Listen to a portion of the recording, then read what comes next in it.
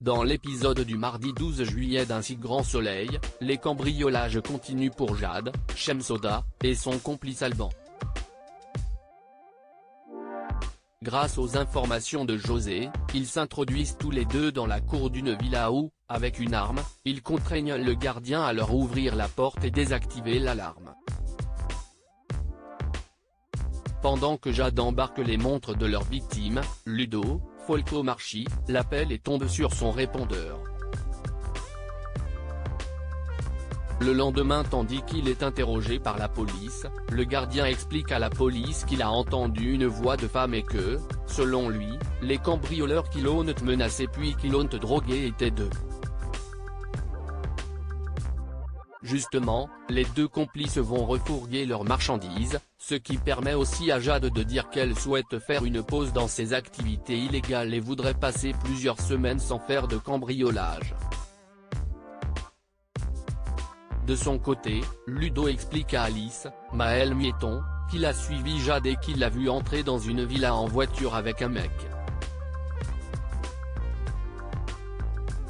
Même si Alice essaie de le raisonner en soulignant que ça pouvait être son frère ou un ami, Ludo ne lui fait pas confiance et commence à imaginer que Jade est en fait mariée ou qu'elle mène une double vie.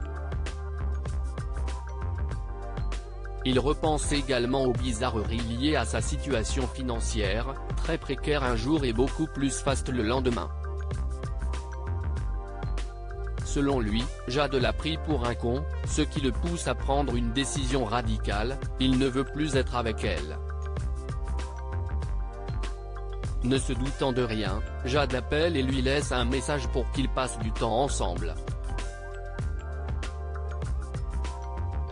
Côté enquête, les choses pourraient avancer après que Manu, Moïse Santamaria, et Thierry, Nicolas Géroux, découvrent, sur les images de vidéosurveillance de la villa cambriolée, Ludo qui débarque et prend ainsi l'apparence d'un complice.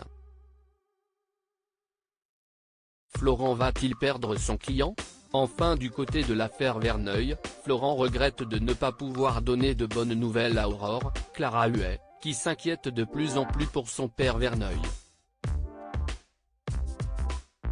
Ce dernier se fait en effet racketter par son codétenu qui lui demande de l'argent chaque semaine, soi-disant pour sa propre protection.